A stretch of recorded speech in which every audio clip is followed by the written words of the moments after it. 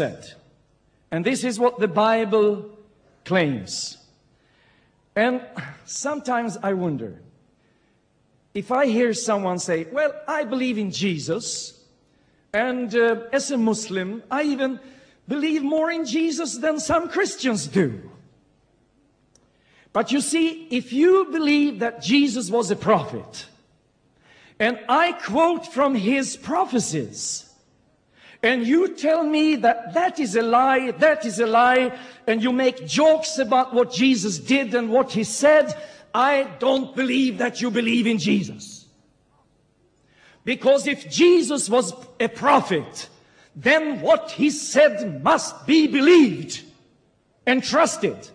And Jesus said, he has divine authority. He's equal with God. It was through Jesus everything came into being that has been created. And Jesus is God in the sense of having a perspective into the future.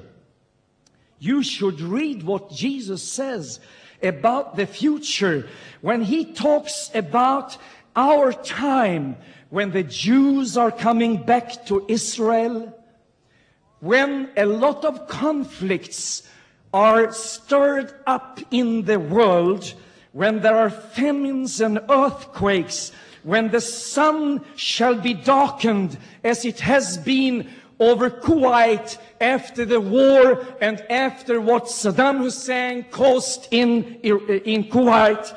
This is exactly what Jesus spoke about. And all these terrible things will take place just before the return of Jesus, when he will again manifest his glory and he will give peace on this earth.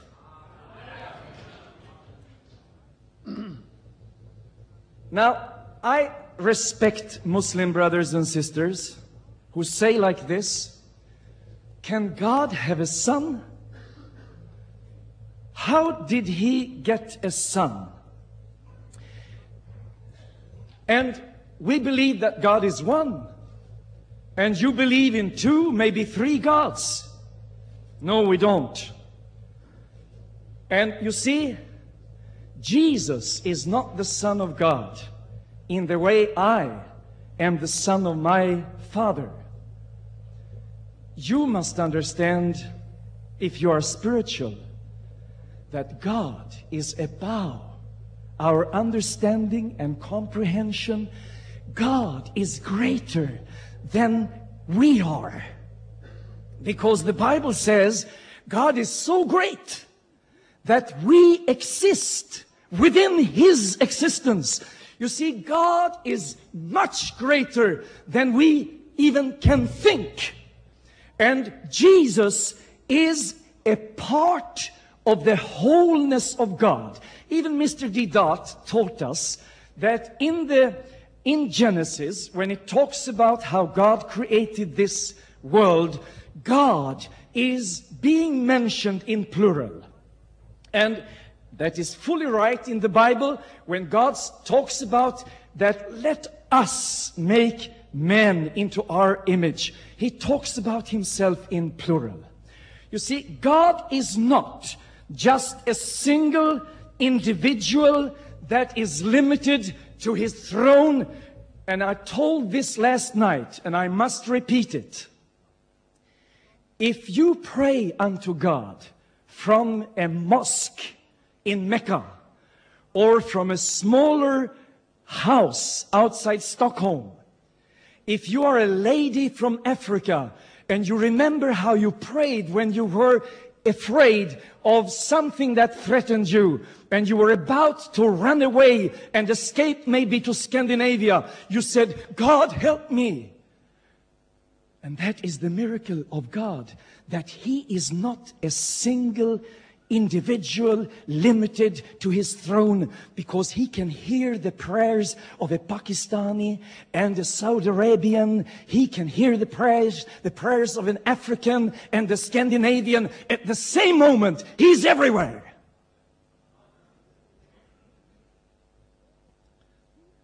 You see, years back, all of us thought that reality was simple to understand. But science have cleared that reality is above our understanding on nearly every thinkable level. Talk about an atom. Many said an atom is the smallest part in creation. But microbiology has now discovered within one atom that people through hundreds of years thought that is the real singleness in universe, one atom. It can't even be divided. But then they discovered it can be divided.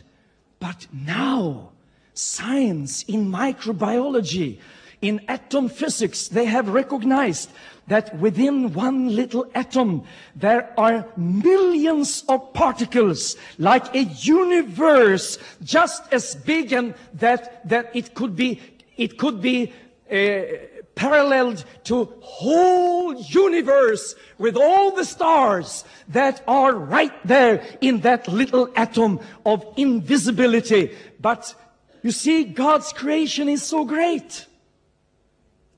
Don't limit God. Don't limit God and think God is what I can understand and nothing about that. You understand? I hope you do.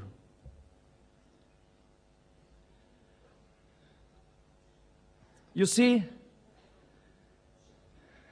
when we talk about Jesus, I know you have a problem. You say like this, that God is so great that it is impossible that God, we have a whole booklet here written by Ahmed Deedat, and he makes a lot of jokes, and he scorns and he mocks and he blasphemes our faith. And he tells us, is God like this? That God could be tired like Jesus? That God could sit and eat and drink like Jesus? Is that God? Well, let me tell you, that is the greatness of God. When God saw people who were refugees, God thought of people similar to the Palestinians, without homes, without shelter, for the heat and for the cold. God wanted to fully understand humanity, and therefore God in His love decided to come down on our level in the deepest love and understanding. That's the meaning of the message of so God loved the world that He sent His only begotten Son. And the word begotten, it means He sent His only begotten Son, the Son who is what He has always been and will be forever. You have asked, what is the meaning of begotten? Well, that's the meaning. It's not something that happened in the womb of Mary. No, God gave something of Himself in order to come close to humanity. And because of Jesus, if you are tempted, God understands. If you have problems, God can understand. And because of Jesus, He has a greater love. But not only that, because Jesus came in order to represent us. Now that is the message of the Bible. You see, you have sin, you have guilt, and we have already heard Mr. Ahmed Deedat pronounce eternal hell upon some people. And all of us are afraid of the wrath of God if we know about our own weakness. And who is so strong that he can make himself qualified for heaven and come up into paradise and say, God, here you have a real good man. Here you have someone who always made his best. I treated my wife in a kind way. I gave to the poor. I fasted regularly. I fasted from the sun break until the sun came down, and I didn't eat secretly. I didn't drink secretly. Who can say? Because I have been living in various parts of the world. I know myself and I know